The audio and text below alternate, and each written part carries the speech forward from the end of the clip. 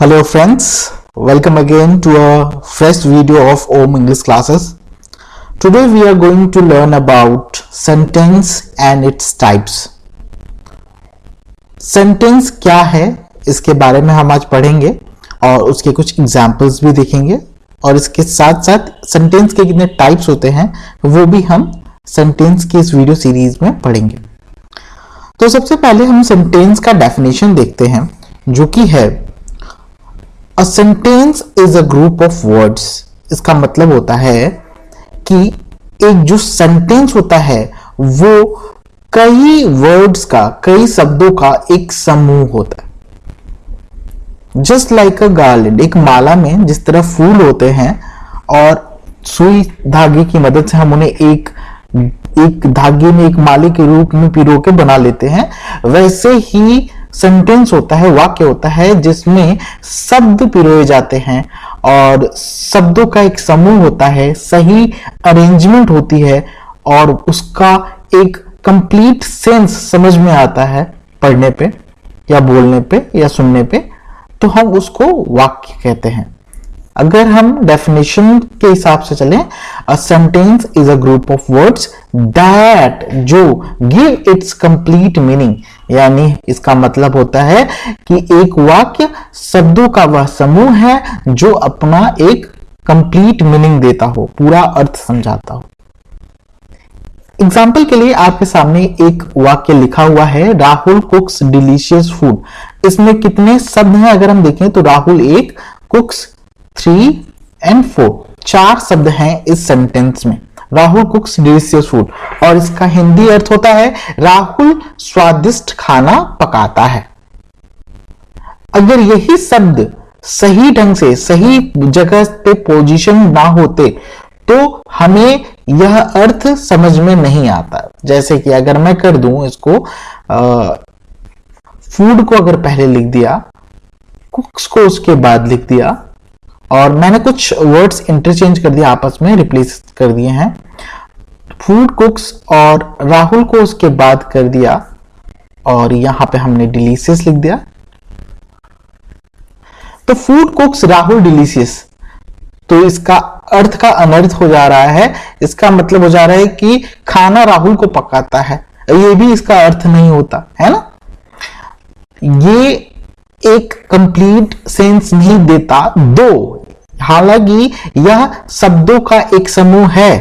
Food, कुक्स, Rahul, delicious एक साथ आए हैं, लेकिन इसका एक सही अर्थ हमें नहीं मिलता, कंप्लीट सेंस नहीं मिलता, इसीलिए ये सेंटेंस का एग्जाम्पल नहीं है और ये सेंटेंस का एक एग्जाम्पल करेक्ट है क्योंकि इसका हिंदी का मतलब हमें साफ तौर पे पता चलता है अच्छे से। तो राहुल कुक्स डिलीशियस फूड, राहुल स्वादिष्ट खाना पकाता है, ये एक सेंटेंस हो गया।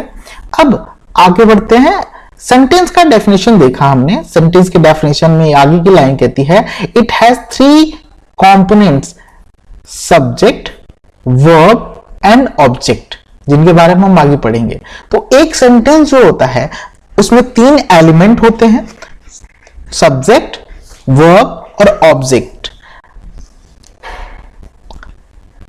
पार्ट ऑफ सेंटेंस पे हम आते हैं। पार्ट ऑफ सेंटेंस यानी एक सेंटेंस के कितने भाग होते हैं। तो a sentence can be divided into 2 parts. Sentence को 2 भागों में बांटा जा सकता है। जो पहला भाग होता है वो होता है सब्जेक्ट। अगर आप इसके ब्रैकेट में देखिए तो लिखा हुआ है डूअर ऑफ द एक्शन, यानी सेंटेंस में आया हुआ एक्शन। एक्शन यानी वर्ब, क्रिया है ना। सेंटेंस में जो क्रिया है उसको करने वाला डूअर है ना। तो क्रिया को करने वाला ही सब्जेक्ट होता है, यानी कर्ता होता है। अगर डेफिनेशन से जाएं तो subject is the doer of the action in a sentence और the word which is being talked about, या फिर सेंटेंस में आया हुआ वह शब्द जिसके बारे में सेंटेंस में बात हो रही हो, बात चल रही हो। प्रेडिकेट क्या होता है इसको देखते हैं। प्रेडिकेट का हिंदी अर्थ होता है विधेय। विधेय सब्जेक्ट पे डिपेंड करता है। विधेय जो होता है वह सेंटेंस में आए हुए सब्जेक्ट को क्वालिफाई करता है। Predicate is part of a sentence where it tells what the subject of that particular sentence is और डज। यानी हमें प्रेडिकेट बताता है कि जिस भी वाक्य में प्रेडिकेट आता है, प्रेडिकेट हमें बताता है कि उस सेंटेंस यानी उस वाक्य का जो करता है, जो सब्जेक्ट है, वो क्या है या फिर वो क्या करता है। प्रेडिकेट के दो एलिमेंट्स होते हैं। प्रेडिकेट अपने अंदर दो एलिमेंट्स समाहित करता है। पहला एलिमेंट है वर्ब और दूसरा है ऑब्जेक्ट, है ना। वर्ब आपको पता ही है, verb is a action word, यानी वर्ब एक ऐसा शब्द है जो बताता है किसी क्रिया के करने या होने का बोध कराता है। ठीक है, तो हमने सब्जेक्ट जाना, प्रेडिकेट जाना। अब एक एग्जांपल के तौर पे देखते हैं। ये सब्जेक्ट जो है ये पीले कलर में लिखा हुआ है इस सेंटेंस में, और प्रेडिकेट जो है, जो भी ये ब्लू कलर में आप देख पा रहे हैं, ये प्रेडिकेट। राहुल सब्जेक्ट, जैसा कि ये डेफिनेशन है इसका, डूअर ऑफ द एक्शन। हम इसमें एक्शन देखें तो कुक्स, कुक्स क्या है? वर्ब है। वर्ब क्रिया, यानी पकाने का क्रिया कौन कर रहा है? राहुल कर रहा है, यानी राहुल सब्जेक्ट है। और वर्ब प्लस ऑब्जेक्ट जो होता है वो होता है आपका प्रेडिकेट, यानी ये वाला पार्ट जो है वो है प्रेडिकेट, जो पूरी तरह से ब्लू कलर में लिखा हुआ है। इसी क्रम में हम आगे बढ़ते हैं और चलिए जो भी हमने अभी तक पहले स्लाइड में पढ़ा है वो हम एक बार फिर से डिस्कस करते हैं, सो दैट आपको ये सारी चीजें अच्छे से याद हो जाएं। कुछ इंपॉर्टेंट पॉइंट्स हैं सेंटेंस के रिगार्डिंग, वो हम डिस्कस करते हैं। जैसा पहला पॉइंट है, word should be such arranged that complete sense can be understood. Can be understood, इसका मतलब हुआ कि वाक्य में जो शब्द हैं वो इस तरह से अरेंज्ड होने चाहिए, इस तरह से पोजीशनड होने चाहिए, इस तरह से रखे हुए होने चाहिए जिससे उस वाक्य का, उस सेंटेंस का जो पूरा अर्थ है वह समझ में आ सके। जैसे हमने पहले एग्जांपल में बताया था, राहुल कुक्स डिलीशियस फूड। अगर हम ये चार शब्दों को अलग अलग तरीके से, अलग अलग ढंग पर रख दें, जैसे कुक्स फूड डिलीशियस राहुल, तो ये एक वाक्य शब्दों का समूह तो बन जाता है, लेकिन एक वाक्य नहीं बनता क्योंकि इसका कोई अर्थ नहीं निकलता। अब हम पढ़ते हैं व्हाट इज सब्जेक्ट। तो एक सेंटेंस में लिख के दिखाता हूं आपको। Ram is a doctor.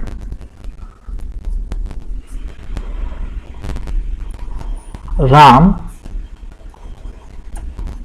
Treats sick people. आप देख पा रहे हैं सब्जेक्ट के बारे में हम डिस्कस कर रहे हैं। सब्जेक्ट क्या है? सब्जेक्ट यानी कि वह शब्द जिसके बारे में वाक्य में बताया जाए कि वह क्या है, या फिर सब्जेक्ट वह होता है कि वाक्य में आए हुए मेन वर्ब, मुख्य क्रिया को करने वाला।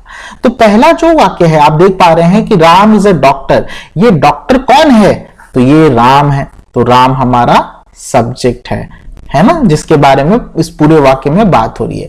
और सब्जेक्ट के अलावा वाक्य का दूसरा पार्ट जो होता है वो होता है प्रेडिकेट, यानी कि is a doctor is predicate. Okay, दूसरे सेंटेंस में देखें, राम ट्रीट सिक पीपल। राम क्या करता है? उपचार करता है। ट्रीट मतलब होता है उपचार करना, सिक पीपल यानी बीमार लोगों का। तो यहां मुख्य क्रिया क्या है? ट्रीट, ये वर्ब है ना। तो ट्रीट करने का काम करता है राम, यानी ये हो गया सब्जेक्ट, है ना, सब्जेक्ट। और जो सब्जेक्ट और वर्ब के अलावा जो भी बच जाता है वो होता है ऑब्जेक्ट। ठीक है, यहां इज जो है ये वर्ब है, हेल्पिंग वर्ब बोलते हैं इसको, और ये doctor is object. I hope आपको चीजें समझ में आई होंगी। ऑब्जेक्ट को कंप्लीमेंट भी बोलते हैं क्योंकि आपको अच्छे से पता है कि प्रेडिकेट में दो एलिमेंट्स होते हैं, वर्ब और ऑब्जेक्ट। तो अगर हम वर्ब को किनारे कर दें तो जो भी सेंटेंस, सब्जेक्ट और वर्ब को अगर हम किनारे कर दें तो सेंटेंस का जो भी हिस्सा होगा वो ऑब्जेक्ट होगा, कंप्लीमेंट होगा, उस सेंटेंस को कंप्लीट करता है ऑब्जेक्ट। ठीक है, तो आज हमने सेंटेंस को डिटेल में पढ़ा। अब हम नेक्स्ट वीडियो में सेंटेंस कितने टाइप्स के होते हैं वो पढ़ेंगे। तब तक के लिए थैंक यू वेरी मच।